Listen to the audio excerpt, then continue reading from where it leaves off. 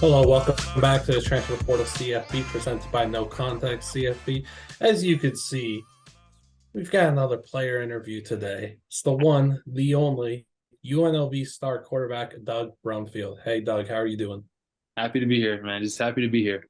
Thank you. Man, we're really happy watching you play on Saturdays. So we're stoked to have you on with us. I mean, got a rocket of an arm. Dylan's with us as well. West Coast guy loves watching Mountain West after dark. And yeah, we just can't wait to talk with you, man. Yeah, definitely. Let's get it going.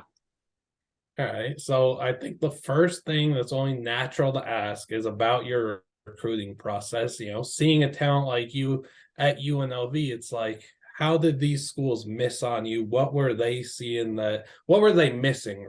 Right. So how'd you end up at UNLV? What led you there? Really just the proximity to home. I wasn't really I'm from Inglewood, California originally, but I wasn't really recruited by USC or UCLA.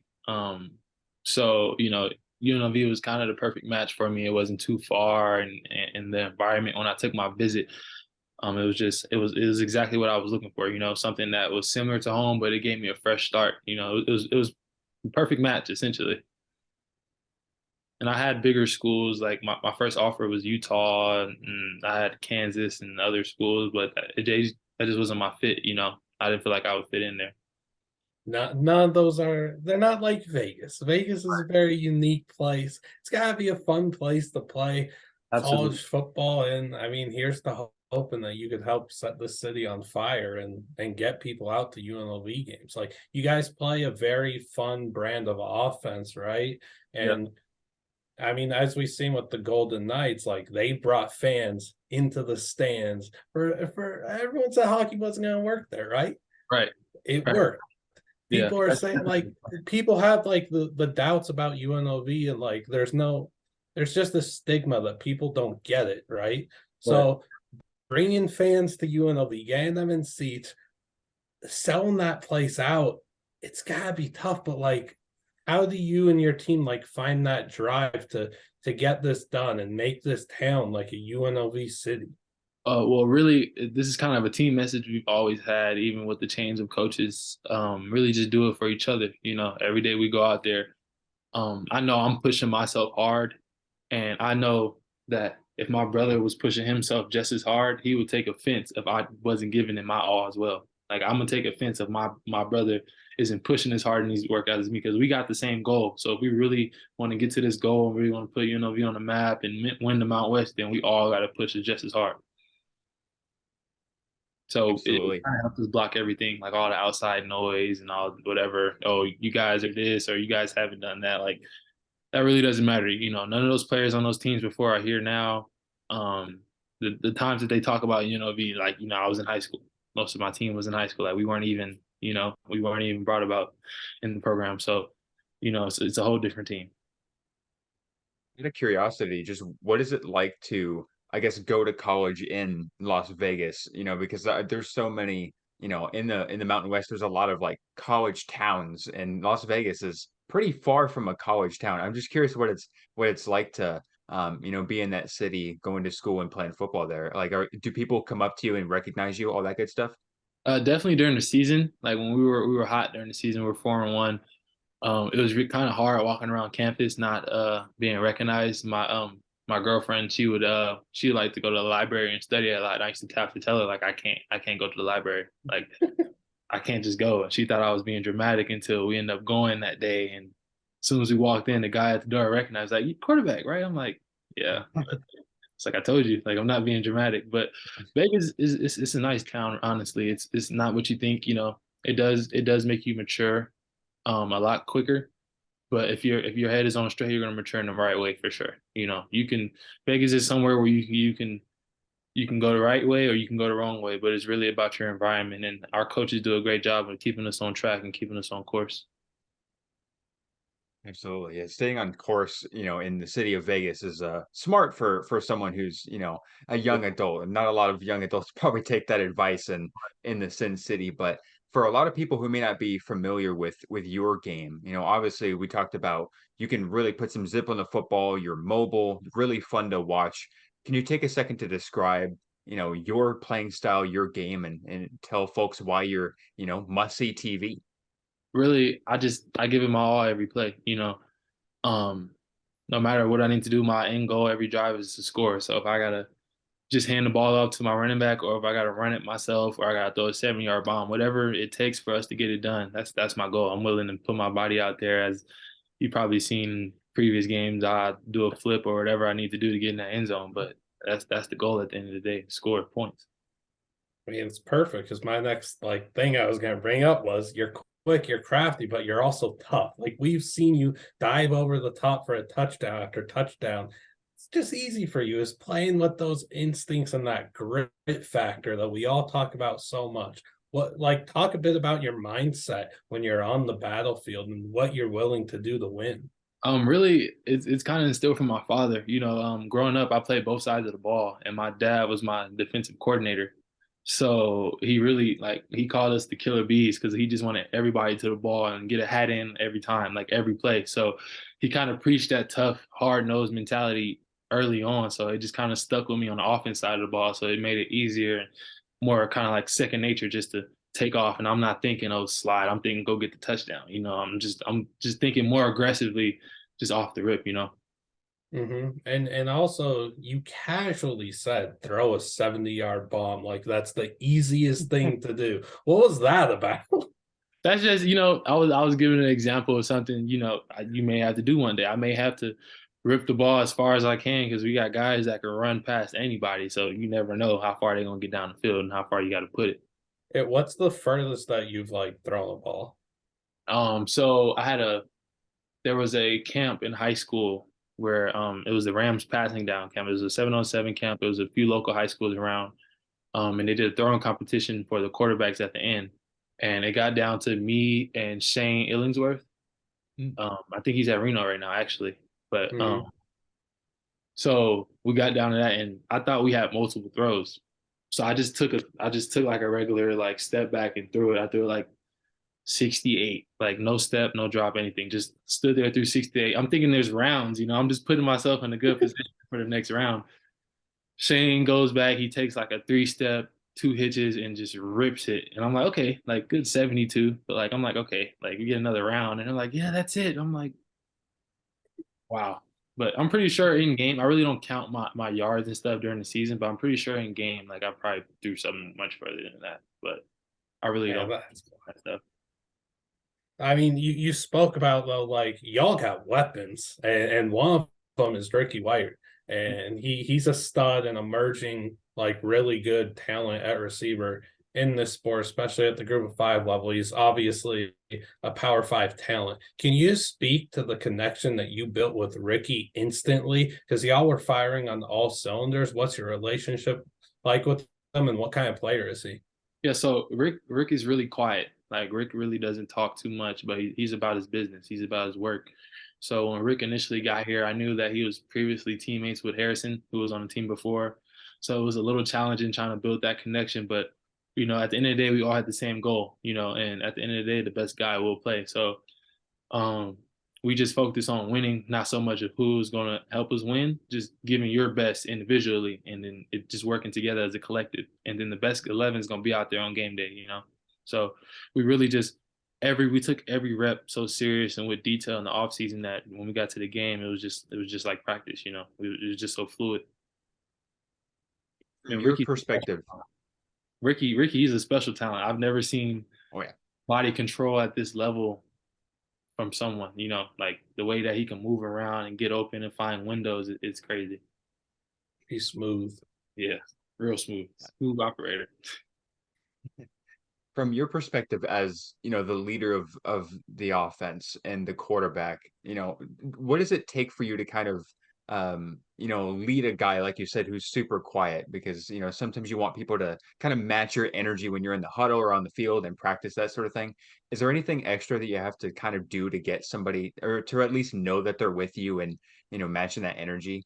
Well, fortunately, I well take it how it is, but I'm quiet naturally myself. Like sometimes I struggle being as vocal as I need to be. So when it came to Ricky, it was really easy to connect because we both really don't talk too much. So that nonverbal communication that you would need in the game, it was already there from just being who we are. I can look at Rick to the sideline and know like, hey, I'm coming to you, or like be ready or expect this, and not have to say a word. It was seamless.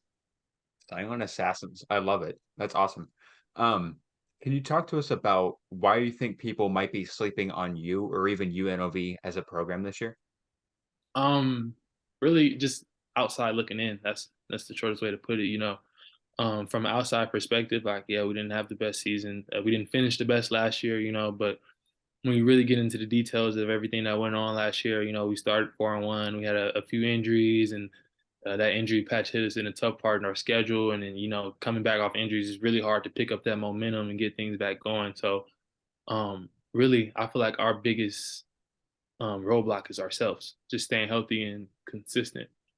I really don't feel like there's anybody in the Mountain West um that's a real threat against our team. And no shade to anybody in the conference. This is a real conference. It's not a pushover conference, but I believe that strongly in my teammates and myself and our coaching staff that we can get it done. Mountain West is one heck of a conference, but Sure. I stock in UNLV. Like the offense is just so much fun to watch. I don't know how people don't like. I don't know. People got to talk you a lot more. It's just fun to watch, man. And I know that you personally like have a big opportunity in the coming weeks at the Manning Passing Academy, right? Yes.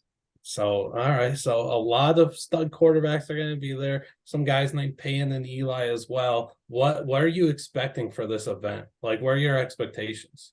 Really just a chance to grow. Just being able to be around other guys, even other quarterbacks, not even Mr. Peyton or Eli. Just being around guys that's doing the same thing that I'm doing, and just talking ball, talking coverages, and just seeing what each other see. We may see a cover three differently. I want to see what you see. I want to see how you see it from your perspective, or what language that you're being taught, and some things you may know that I don't, and vice versa. It's just really a chance to exchange information and just get better. Pick their brains a lot and just figure out stuff. Like, yeah, get a lot better. But is there someone there that you're most excited to work with, whether it's one of the other collegiate quarterbacks or Payne or Eli? Definitely Peyton Manning for sure. Just I grew up a Colts fan in when I was younger, so um, I watched Peyton a lot. I couldn't. It's a dream come true to see Peyton Manning in person. So um, really excited about that. Do you have like a question that you're wanting to ask him really badly? How is it? Every time I come in contact with any professional athlete or football player, I ask him like how it is. I have a ex-teammate Adam Plant Jr. who's at the Raiders right now, and I see him a lot, and I always ask him like how is it, like how's practice, what y'all do today, like what's the schedule looking like. I just want to know, like I'm really curious. I want to know how it is on that next level and what to expect and what to prepare for, because that's the end goal of all of this, is to get to the next level and just to keep growing and growing. So definitely. Growing up a Colts fan, was Peyton Manning kind of the guy that you had a poster of? Were there any other quarterbacks that you had admired growing up, or even sports in general, athletes? Definitely grew up watching Cam Newton a lot. Um, when I was younger, they used to compare me to Cam because I was much bigger compared to the other kids. Um, Definitely Peyton Manning and Andrew Luck, because Peyton left a little bit and Andrew came in. Um, just both those guys really. I was a big Stanford fan when I was younger too. I loved Stanford and I loved Oregon. Mariota was a guy. Dennis Dixon. Um, it goes on for real. I just love watching athletic quarterbacks that can also throw the ball. Peyton was the exception, but Yeah, a little different. yeah, Well, the naked boot though, he was yeah. I thriving with remember the that athleticism. Cowboys. I remember that one. Yeah. I have to break one of those out this year. Just a little flip and turn. They'll probably expect it a little bit more from you than they ever would from Peyton, but something to pick his brain about. Like, hey, what were you seeing when literally nobody was looking at you on the field? No, yeah, definitely gonna have to ask him about that one. We had a few plays last year where it was kind of like coaches kind of like, hey, like it worked out, like some he would we definitely had a little freedom last year just to kind of go out there and just play, but and that's another big aspect in our new offense with Coach Marion is he gives us the freedom to run his plays and also be ourselves on the field and just extend. If we see something that's not right, we can correct it, or we can change it. He just gives us so much flexibility and versatility in our plays that there's no way that they won't work. A lot of good free flowing stuff. Yeah. His biggest thing that he says is self error. It didn't work because of self error. We did it to ourselves, not nothing that the defense did. We just didn't execute it properly, or we didn't do exactly what we do, or went through all our checks first. That's the biggest fault that I'm looking at for us this year, just ourselves, not really the opponent. We're really focusing on being the best version of ourselves on the field, and then that's all we can control. So we just let God handle the rest. Love that. So you grew up in Inglewood, and you're talking about all these other quarterbacks. How about Khalil Tate? Because I know he was also growing up in Inglewood. Well, did Khalil like help mentor you at any times, or did you look up to him? So coming into high school, I took a shadow, which is kind of like a quick visit to my high school, and I shadowed Khalil Tate, and he was just showing me around, and Tate kind of just showed me what it meant to be like an actual quarterback on the next level. Like in Pop Warner and everything, I still play both sides. I was just playing football, but Tate, when I took that visit, he showed like how a quarterback operates and how he moves around campus, whether he's on the field or in class. It's a certain way you had to carry yourself in. He was kind of the first introduction that I had in first person to actually see it. I've talking to Tate a few times. He's coming back. He's came back to Sarah while I was there, and gave his words and offered his wisdom and everything. But yeah, that's about the extension of that. I tend to be the mentor in my situation at my high school. I tend to be the one that goes back and talks to my younger guys, or the guys that were under me in high school. I still talk to them and reach out to them. That's great. I love that, man. I know. I mean, Inglewood's just got so many good players. So many good players come out of there. I know Dayon Henley, who we spoke to, ends up getting drafted back to LA to the Chargers. That's pretty sick. I I mean, a 6'6" quarterback though, man. That ain't too normal. I know there's some taller guys, as you mentioned, Illingworth up at Reno, but 6'6" is dang tall for a quarterback. Have people gone up to you and been like, why are you hooping? Why are you playing basketball? Nah, yeah. So my whole life, I've been mistakenly identified as a basketball player. Everywhere I go, they're like, "Oh, you play basketball, huh?" And I'm like, "Nah, I play football." And they're like, "Oh, what you play, receiver?" And I'm like, "Nah, I'm a quarterback." Like every time, then it's a wow. Like "Oh my God, he's a quarterback." And they're like, "Oh, you're left-handed." I'm like, "Yeah, I'm left-handed." And they're just, "Oh, what's your name?"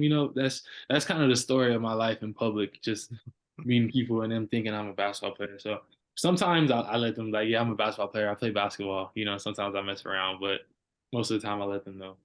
What is the like extent of your athletic background? Like, what other sports did you play? What did you thrive in? So I grew up playing baseball, basketball, and football. And as I got older, I kind of focused on football. Like around middle school, I started to focus more on football because football started to take up more time. We have like 7-on-7s during the off season training. Football became a year round thing. And then I got to high school, and I started running track a little bit. At first, I was just like doing the practices and stuff, and then towards my senior year, I started running in meets and stuff, running the 200 and doing high jump.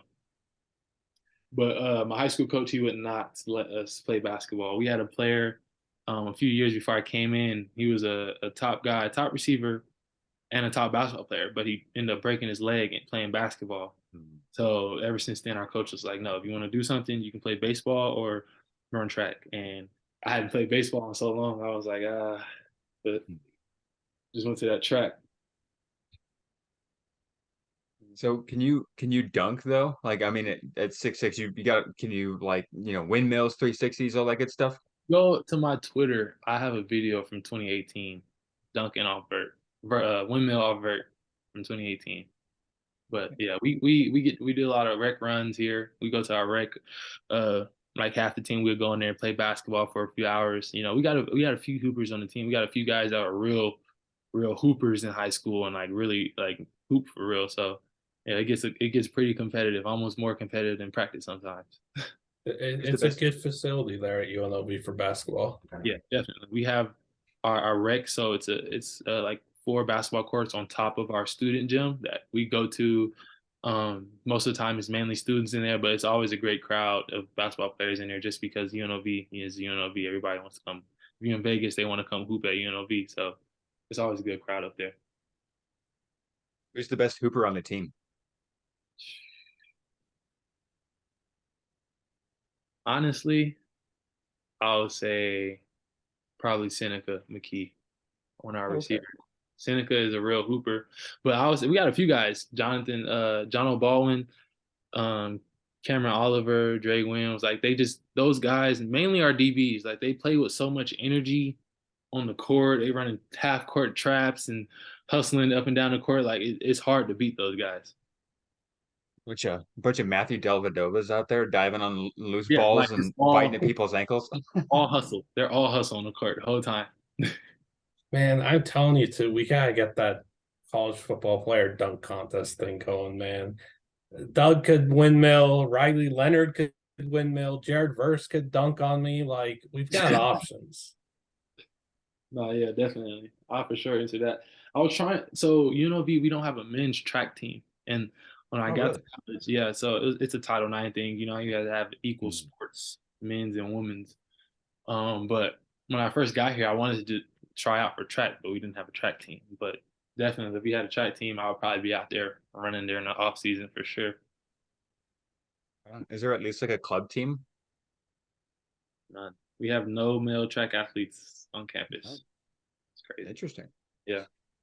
Yeah. Well, I mean, football should, still kind of give you that thrill a little bit of running and definitely exercising that. Definitely in our conditioning, we're out there competing and racing, and we're gonna make a competition out of everything we do somehow, some way. Absolutely.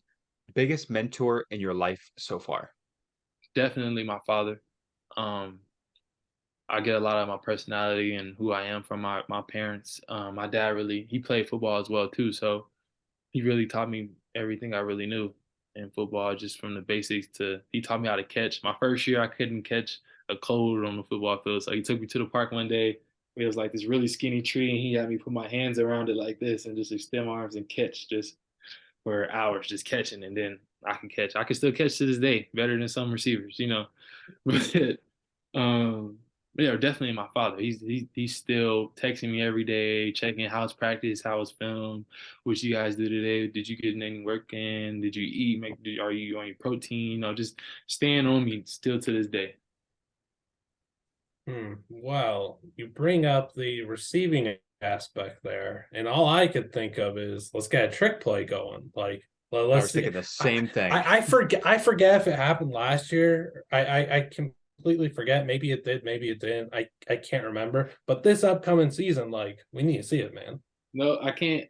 I don't want to reveal anything, but hey, man, stay tuned. We got some trick plays for sure cooking up. We got a few. So you may see me out for a route. You may see me throw a block. I don't know. You may see something crazy. You may see 7 quarterbacks on the field at once. You may see 5.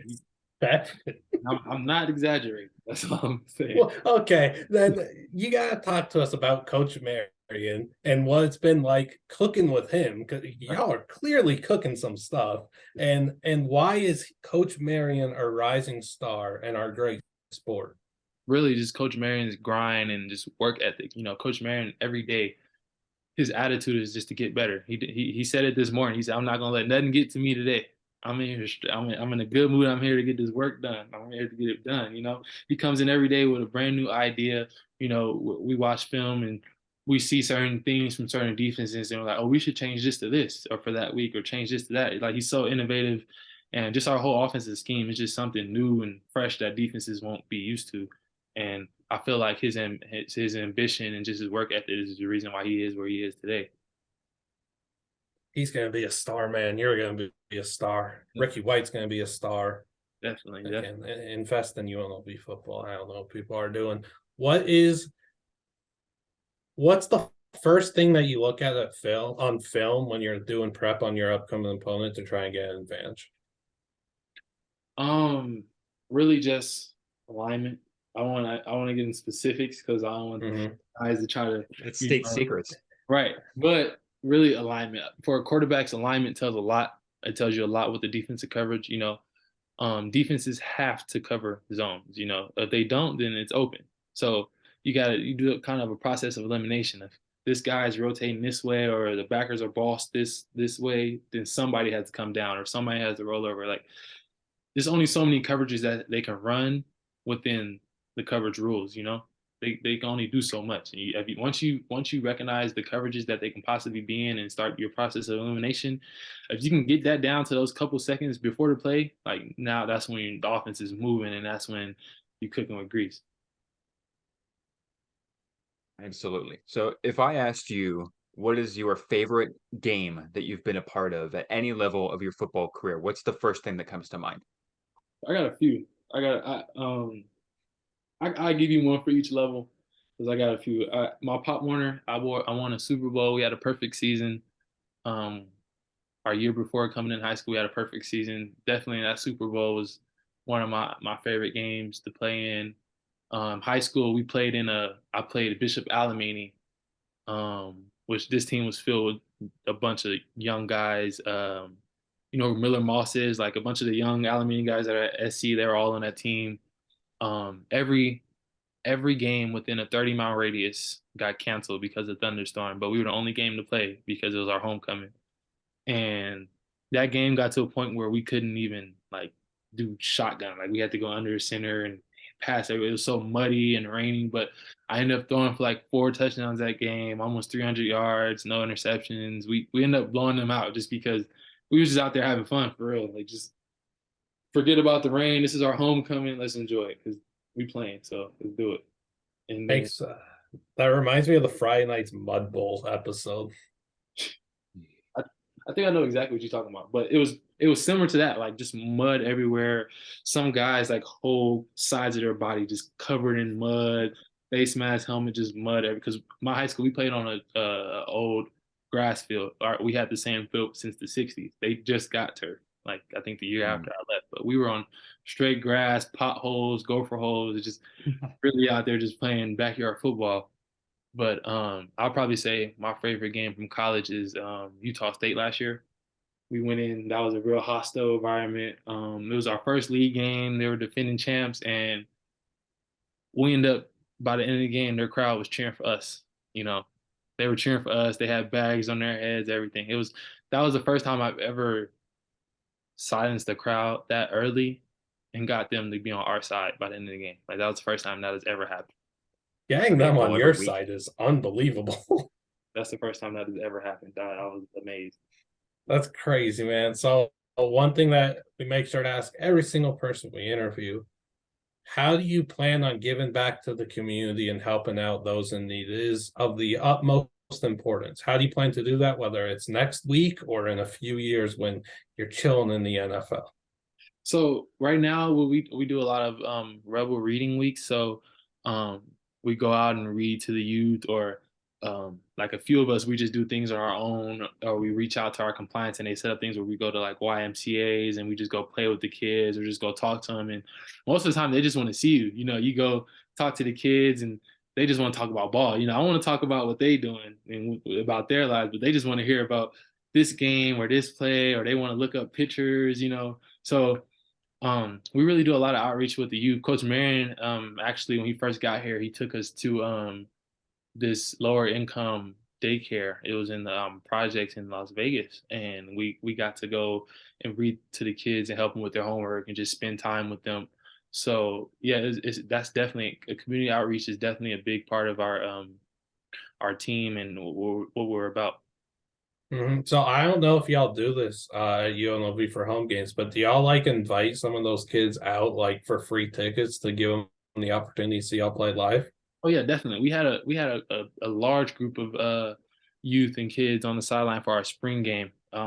Tickets, you know, our Coach Odom is a real big family man. So that's if he hears, hey, somebody wants to come by and they want to see what we're about, definitely, you know, let me know. Give him my line. You know, Coach Odom is the first guy to reach out to somebody, and so is Coach Marion. Coach Marion is so giving. Like he's so giving and so willing to help you out. You know, you just got to be willing to ask, or hey, coach, I want to do this for these kids. You know, I have this thing coming up with this company with those same kids that Coach Marion had us help. this company basically asked, is there anything that we can do or anything? And we're gonna do like a backpack drive for the kids when school starts back up. So that's gonna happen in a couple months. But yeah, it's just finding ways to give back. And I kind of I feel like one thing I like to do a lot is I like to speak to the youth. So when I go back home to Inglewood, I go to the local schools because a lot of my old teachers and old track coaches they're at different schools now. So I just when I tap in with them again, you know, I'm like, hey, can you come talk to the students here, or can you talk? I'm like, of course, you know, I do it in Vegas all the time. Why not do it at home? So I just try to provide them with the knowledge to know that they can do it. You know, I never want the kids to feel like, you know, I'm stuck here. Or, I never make it out, you know, like anybody can do it. It's always possible, you know. And I feel like them seeing somebody up close and up personal, it makes it more realistic to them, you know. Mm-hmm. Seeing my teammate or seeing Plant and those guys in the league and practicing and really pursuing their dreams, like that makes it more realistic for us. Like, okay, like it can happen. Like somebody can go from UNLV and go to the league and make that 53-man roster and go do it, you know. Javen White, like another guy, like guys that can just that are living out their dreams and reaching those goals. You know, it's just I just want the kids to like be able to see it for themselves, not just on TV. Mm-hmm. It's something too that they'll never forget. It'll always stick with them, and then when they're in your spot, eventually, like they're gonna have the same beliefs and they're gonna give back and with the same mindset. So just keep it up, keep doing that. It's good stuff, and we've got a few more questions for you coming from Twitter. The first, you know, the infamous Michael Jordan shrug. What is the like first moment in your career that made you want to hit an opponent with the shrug? If there So ever was. that game I just told you guys about, that rain game in high school, I actually did the shrug in game. I have the video somewhere. It's on my like my junior year highlight tape or somewhere. But I was running basically, but the field was so muddy. There was three defenders coming, and I basically just stopped and I kind of like spun in place, and all three of them just slid out of bounds. And I walked into the end zone. I was like, like, hey, I don't know, but probably that, and definitely the front flip at ASU is kind of like that was just like a whoa, like let's see what happens. Like I'm gonna jump and hopefully I land. I land in end zone. I seen the ref give me the touch. I'm like, okay, hey, we got it done, you know. But I'm pretty sure there's a lot more moments like that. So another question from Twitter coming from my dad of all people. He wants to know how much the new offensive playbook is tailored around your strengths. And if you were designing the red zone package, what would your go-to play be? A lot of the offense is really tailored around having a mobile quarterback that can also dish the ball out. And Coach Marion really stresses not being a thrower, but being a passer, like delivering those passes how they need to get there and just distributing the ball out how you need to distribute it, and also scoring when you have the opportunity to score.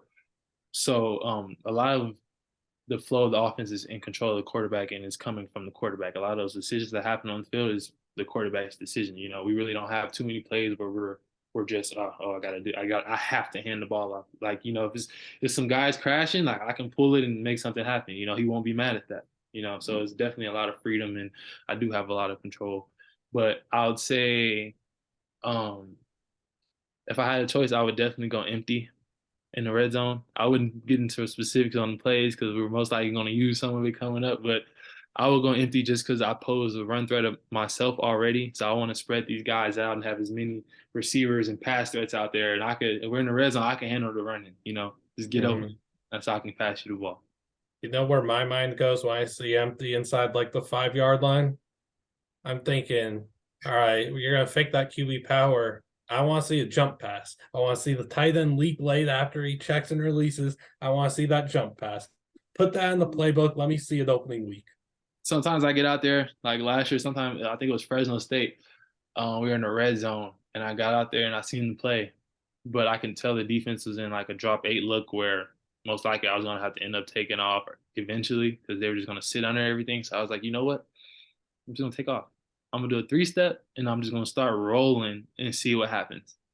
And I started rolling and only one guy came with me and it was a lot of space. So I ended up scoring on that play. But, you know, sometimes you just got to let things happen and believe in your coach for real. You know, believe that your coach is putting you in the right position and that he believes in you to make the right choice, you know? For sure. I just think it's funny that you talk so much about like casually just, oh, they only have one guy. I got a lot of space. Easy money, no problem. 70-yard throw, easy money, no problem. Like that's that's something that, obviously you're a very humble guy, but you're also very confident in your abilities and that shows. And that's a lot of fun. Just, watching you. It seems like you might not have most quarterbacks might not have that space. Like, oh, I got a guy that's, a linebacker, sideline to sideline, easy money, no problem. Those are guys that I love watching. No, yeah, Coach Marion definitely he hates guys that get tackled by the first guy. That's it. If you get tackled by one guy and it's the first guy that run up to you, then that's a bad run. Yeah, if I'm taking off, I gotta get at least 5 to 10. I gotta get back to zero for sure. Gotta get back to the line of scrimmage for sure. And after that, it's just come alive and protect yourself. All right. Well, we'll ask you one more question before we let you go. Tell people why they need to watch you and UNLV football this season. Sell them on why the Rebels are appointment television. Really, we're a ticking time bomb.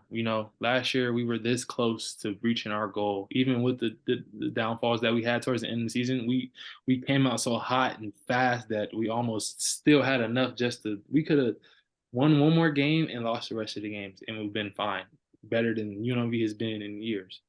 And that's not our goal. We don't want to win just one more. We want to win every game that we possibly can. And I feel like this year's team has that it factor that we were missing last year.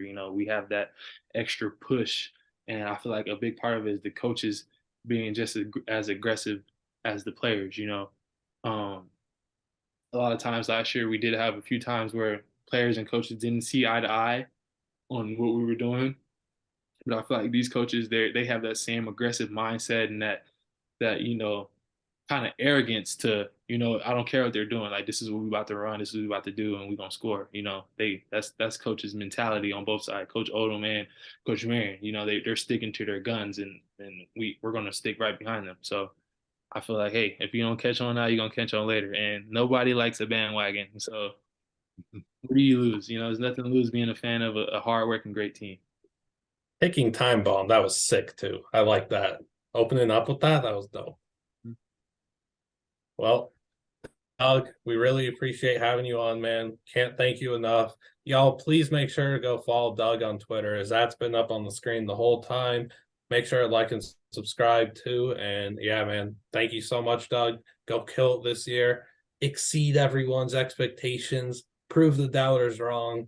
Put UNLV football back on the map. Let's go, man. Yes, sir. Appreciate you having me on. Thank you.